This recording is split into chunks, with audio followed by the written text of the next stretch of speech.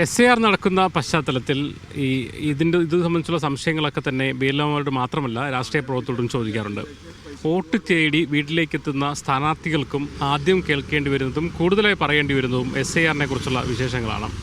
നമ്മളിപ്പോൾ നിൽക്കുന്നത് മേപ്പയൂർ പഞ്ചായത്താണ്. മേപ്പയൂർ പഞ്ചായത്തിലെ ഒരു സ്ഥാനാർത്ഥി, UDFൻ്റെ ഒരു സ്ഥാനാർത്ഥി അൻസാബ് നമ്മോടൊപ്പം ചേരുന്നുണ്ട്. ഈ വോട്ട് ചോദിച്ച് പോകുമ്പോൾ SARനെ കുറിച്ച് ചോദിക്കാൻ ആൾക്കാർ. അതെ, ഞങ്ങൾ ഒരു വീട്ടിലേക്ക് കയറുമ്പോൾ നമ്മൾ വോട്ട് അഭ്യർത്ഥിച്ച് അവിടത്തേക്ക് കയറുമ്പോൾ അവർ ആദ്യം ചോദിക്കുന്ന ചോദ്യം ഞങ്ങൾക്ക് ഫോം കിട്ടിയില്ലാലോ, BLO വന്നില്ലാലോ എന്നുള്ള പരാതിയാണ് നമ്മളവിടെ ആദ്യം കേൾക്കുന്നത്.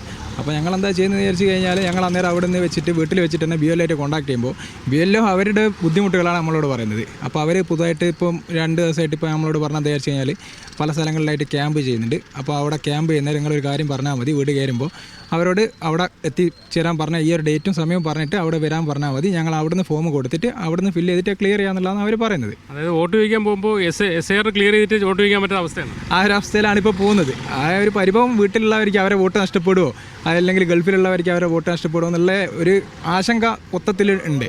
അപ്പോൾ അത് ഈ ഒരു അവസരത്തിൽ ഈ തിരഞ്ഞെടുപ്പ് ഈ ഒരു ഇലക്ഷൻ നടക്കുന്ന സമയത്ത് ഈ ഒരു സംഭവം പ്രാബല്യത്തിൽ കൊണ്ടുവന്നത് സംബന്ധിച്ച് ജനങ്ങളുടെ ഇടയിലും ബുദ്ധിമുട്ടുണ്ട്. അതേപോലെ മത്സരിക്കുന്നവർക്കും അതിൻ്റെ ഒരു ബുദ്ധിമുട്ട് ഇപ്പോൾ വന്നുകൊണ്ടിരിക്കുകയാണ്. അപ്പോൾ ആൾക്കാർ ഇപ്പോൾ അതിനെ ഒരു ഭീതിയോടെയാണ് ഇതിനെ കാണുന്നത്. SAR എന്ന് പറയുന്ന സംഭവം എന്തോ ഒരു ശരിയായി കൊടുത്തില്ലേ വോട്ട് കിട്ടുന്ന അവസ്ഥയാണ് സത്യം. പലരും പറയുന്ന ആ ഒരു അവസ്ഥയിലാണ് ഈ ഒരു ഫോം നിങ്ങൾ ക്ലിയർ ആക്കി തരണം. അപ്പോൾ നമ്മളെ കൊണ്ട് പറ്റുന്ന രീതിയിൽ നമ്മൾ സഹായിക്കുക എന്നുള്ള രീതിയിൽ നമുക്ക് ഫില്ല് ചെയ്യാൻ പറ്റുന്നതാണെങ്കിൽ നമ്മൾ ചെയ്തു കൊടുക്കുന്നുണ്ട്. അതിനുള്ള പ്രവർത്തനങ്ങൾ നമ്മളെ കൂടെയുള്ള ആൾക്കാരും ചേർന്നിട്ട് ഒരു ടീം വർക്കായിട്ട് നമ്മൾ ചെയ്യാൻ നോക്കുന്നുണ്ട്.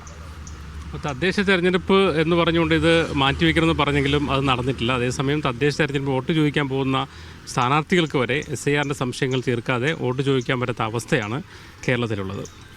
ജയ്സൽ ബാബുക്കലാശ്ശേരിക്കൊപ്പം മുഹമ്മദ് അസ്ലം, മീഡിയ 1 കോഴിക്കോട്.